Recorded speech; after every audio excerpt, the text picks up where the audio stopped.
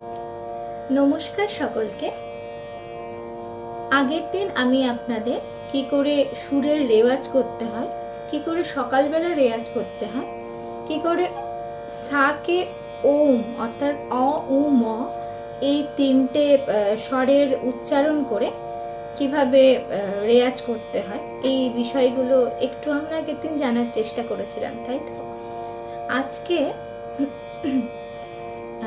এবং কোমল স্বর দুই রকমের, যেমন রে এবং ধা, অর্থাৎ যদি কোমল হয়, শুদ্ধ স্বর না লাগিয়ে এই দুটো যদি কোমল দিয়ে আমরা গাই সেক্ষেত্রে ভৈরব রাগ হয়, এবং গা এবং নি এক্ষেত্রে কোমল হলে কাফি হয়। তো এই দুটোর একটু চলনটা আমরা দেখেছিলাম আগের লেসনগুলোতে। আজকে একটুখানি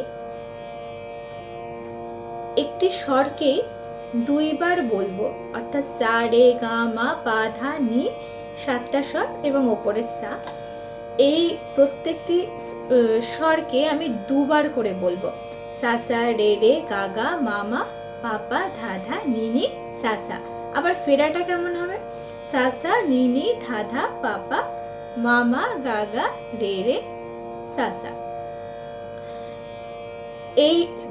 এইভাবে যদি আমরা স্বর দিয়ে সুরটাকে ধরে ধরে যদি করি, রেওয়াজ করি, এবং আ দিয়ে যদি আমরা রেওয়াজ করি, প্রথমে খুব আস্তে আস্তে সা কোনটা রে কোনটা সেটা ধরে ধরে ধরে ধরে করব, এবং পরে ফেরাটা সেই একইভাবে।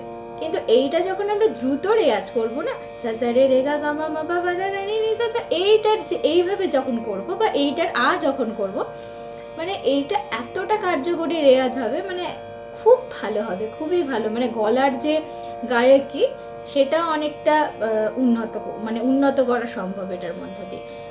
তাহলে চলুন দেখি, এইটা আজকে আমরা একটু দেখি আজকের লেসনে, কেন?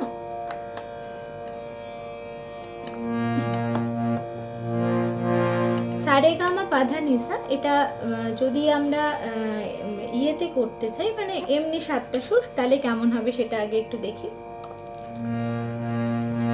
সারেগামা পাধা নিসা সা নি ধা পা মা গা রে সা আ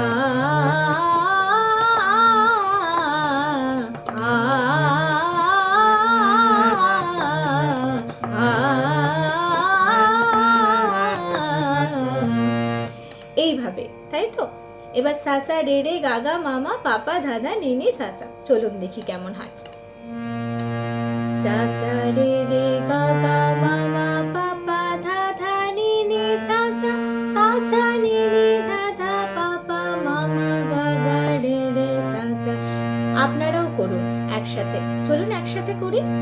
সা সা রে রে গা গা মা মা পা পা ধা ধা নি নি সা সা, সা সা নি নি ধা ধা পা পা মা মা গা গা রে রে সা সা।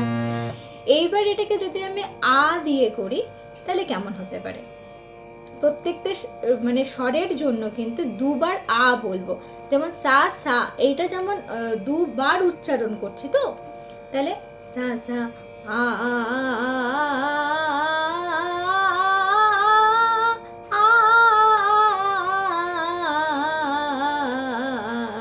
ঠিক এইভাবে হবে, কেমন?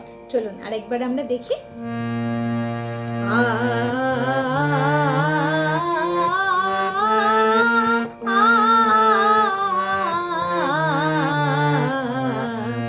এবার এইটা যখন আমরা তাড়াতাড়ি রেওয়াজ করব, এইটা অনেকটা কার্যকরী হয়ে যাবে, এবং আমাদের গান গাওয়ার জন্য যে মানে গলা, সেটা অনেকাংশে তৈরি হয়ে যাবে এই রেওয়াজগুলো বা এই রেওয়াজগুলো করার জন্য। এটা তো পাল্টা না, এটা একটা স্বরকে আমরা দুইভাবে বলছি। পাল্টার ক্লাসগুলো নিয়ে কিন্তু আমি পরের লেসনগুলোতে একটু আপনাদের জানানোর চেষ্টা করবো বা বলার চেষ্টা করবো নিজের মানে ক্ষুদ্র জ্ঞানের মধ্যে দিয়ে। চলুন তাহলে দেখি একবার তাড়াতাড়ি করলে কেমন হয়। সা সা রে রে গা গা মা মা পা পা ধা ধা নি নি সা সা, সা সা নি নি ধা ধা পা পা মা মা গা গা রে রে সা সা, সা সা রে রে গা গা মা মা পা পা ধা ধা নি নি সা সা, সা সা নি নি ধা ধা পা পা মা মা গা গা রে রে সা সা। আ দিয়ে আ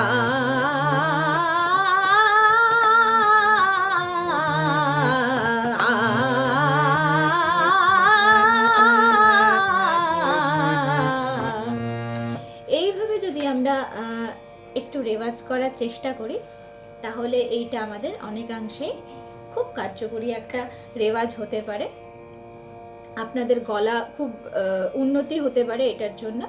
আমার ক্ষুদ্র জ্ঞানের মধ্য থেকে এটা মনে হলো বলে আজকের লেসনে এটাই।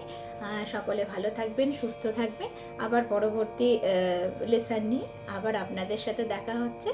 আমাকে সবাই আশীর্বাদ করবেন। অনেক ধন্যবাদ।